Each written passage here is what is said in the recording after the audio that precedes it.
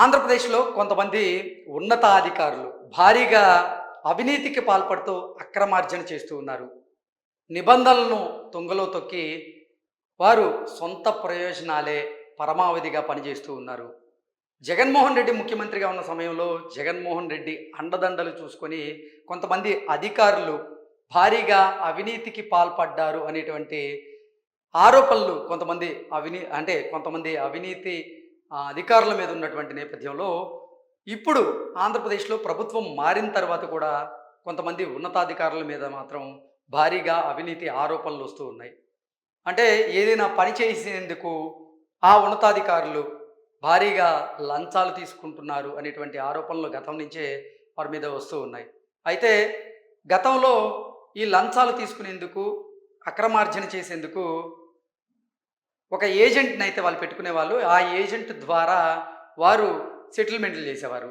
అయితే సెటిల్మెంట్లకి ఇప్పుడు ఏజెంట్లు ఎందుకు అని భావించారో ఏంటో తెలీదు గానీ, కొంతమంది అధికారులు మాత్రం ఏకంగా వారి భార్యలనే రంగంలోకి దించి ఇప్పుడు సెటిల్మెంట్ చేస్తున్నటువంటి పరిస్థితి ఆంధ్రప్రదేశ్‌లో వెలుగులోకి వస్తూ ఉంది. అసలు ఎవరెవరు అధికారులు భారీగా అక్రమార్జనకు పాల్పడుతూ ఉన్నారు? వారు అక్రమార్జనకి అంటే వారి భార్యలను ఎలా వాడుతూ ఉన్నారు? వారి భార్యలు ఎక్కడ ఏ హోటళ్లను కేంద్రంగా చేసుకొని వారు సెటిల్మెంట్లకి తెరతేపుతున్నారు అనేది మనం ఒకసారి విశ్లేషణ చేసుకునేటువంటి ప్రయత్నం చేద్దాం.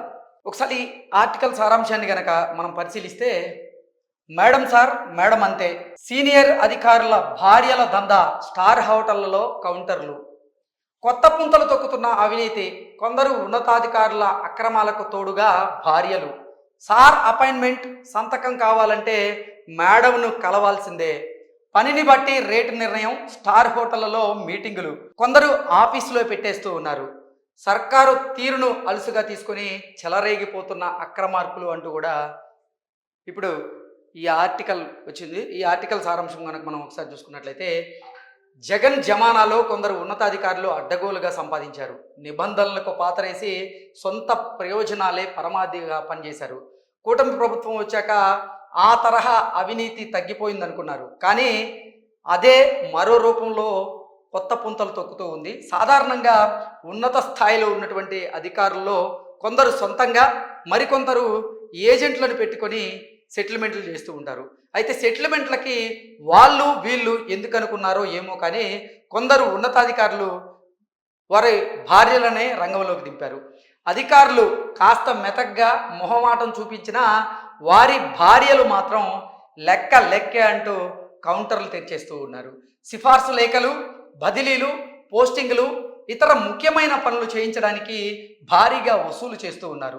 కొందరు మేడంలు అయితే స్టార్ హోటల్లో రూమ్ తీసుకొని అక్కడే సెటిల్మెంట్లు, కీలకమైనటువంటి పనులు చేయించి పెడుతూ ఉన్నారు.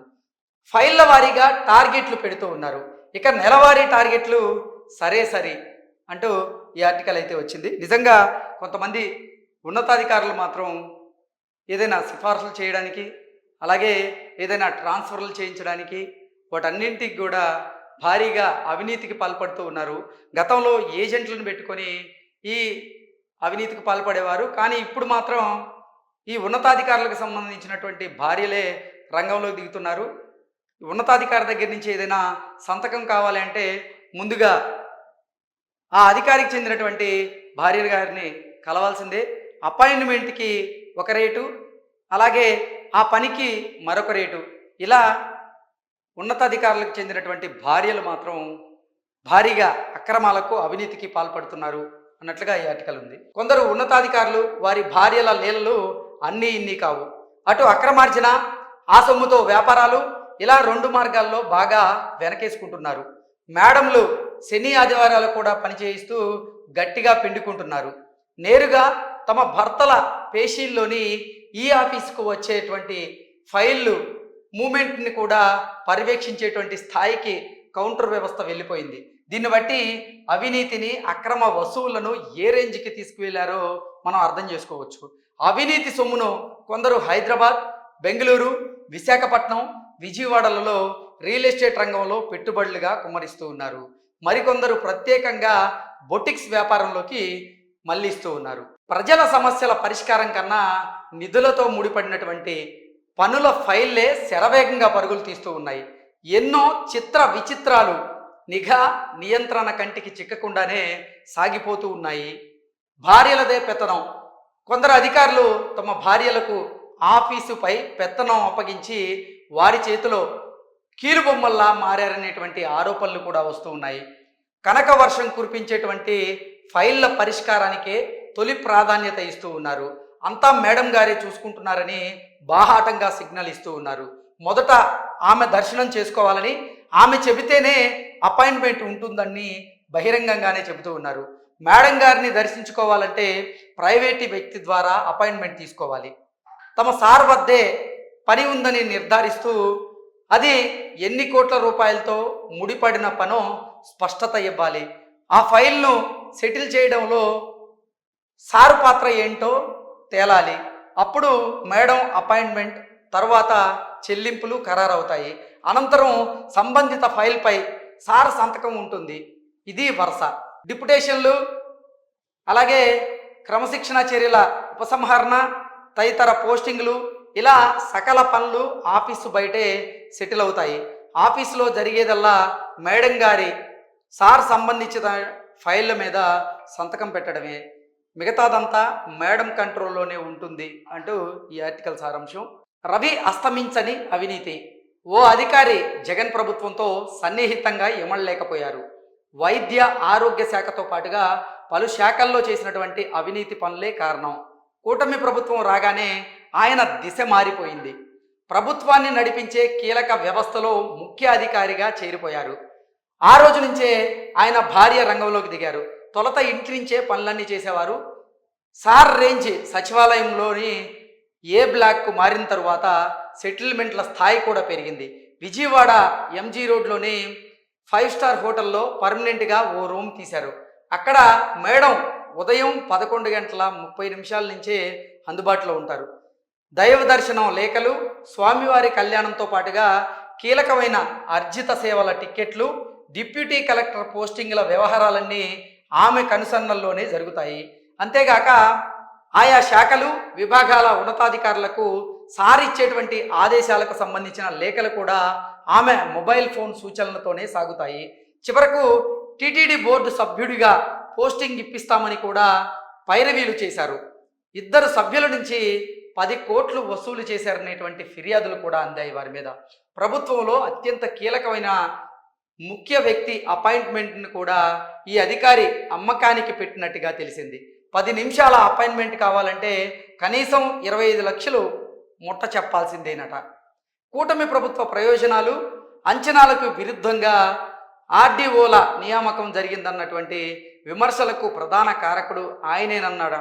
ముద్ర కూడా ఆయన మీద ఉంది. ఇప్పటికే డిప్యూటీ కలెక్టర్ల బదిలీల్లో తరచూ మార్పులకు మేడం గారి వద్ద జరుగుతున్నటువంటి మీటింగ్లే కారణమని కూడా తెలుస్తూ ఉంది. ప్రభుత్వానికి అధికార వ్యవస్థను నడిపించేటువంటి ముఖ్య శక్తికి పరిపాలనలో కీలక చోదనా శక్తిగా వ్యవహరించాల్సినటువంటి ఈ అధికారి శాంతం పక్కదారి పట్టిపోయారు అంటూ ఆయన మీద ఆరోపణలు అయితే ఉన్నాయి. ఇప్పటికే మీకు ఆ అధికారి ఎవరనేది ఒక స్పష్టత అయితే వచ్చే ఉంటుంది. ఎందుకంటే రీసెంట్గా ఆర్డీఓలకు సంబంధించినటువంటి బదిలీలలో విషయంలో కూడా ఆయన పేరు ఆంధ్రప్రదేశ్లో మారుమోగిపోయింది.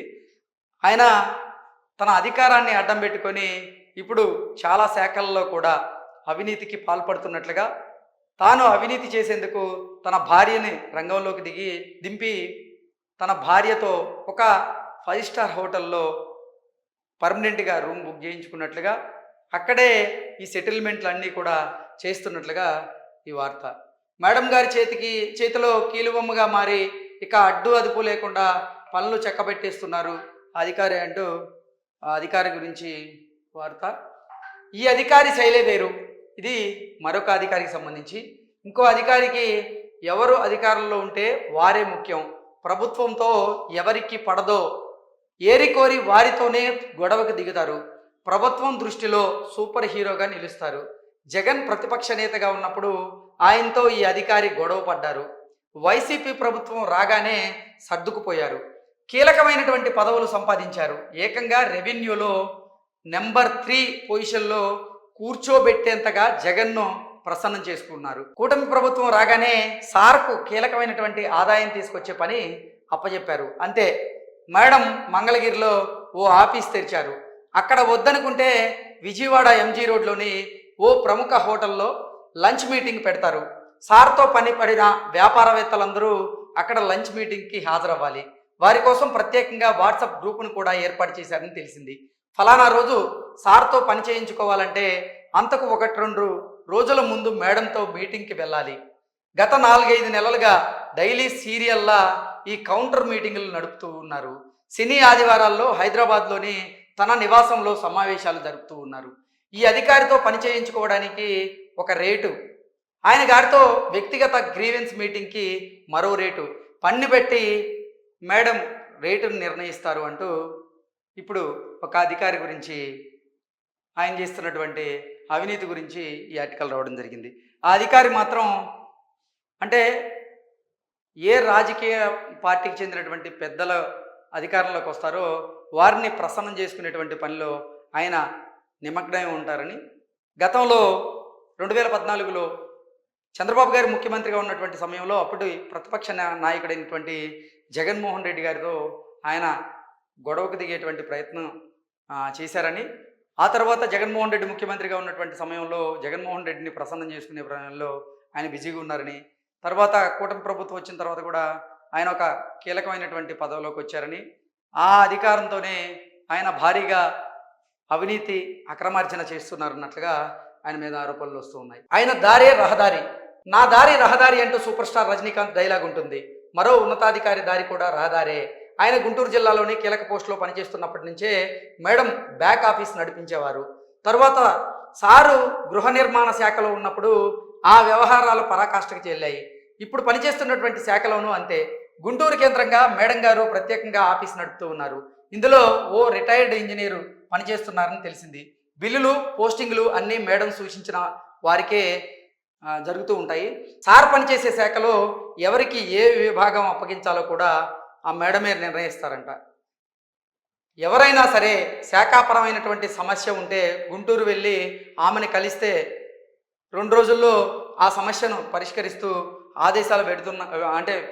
ఆదేశాలు వెలువడుతున్నాయనేటువంటి ఆరోపణలు, నమ్మకం కూడా ఆవిడ మీద అయితే వస్తూ ఉంది. అవినీతి ఆరోపణలు ఉన్న చంద్రబాబు గారు మాత్రం ఇటువంటి చర్యలు వారి మీద తీసుకోవట్లేదు అన్నట్లుగా ఈ వార్త సారాంశంగా చూడవచ్చు మనం.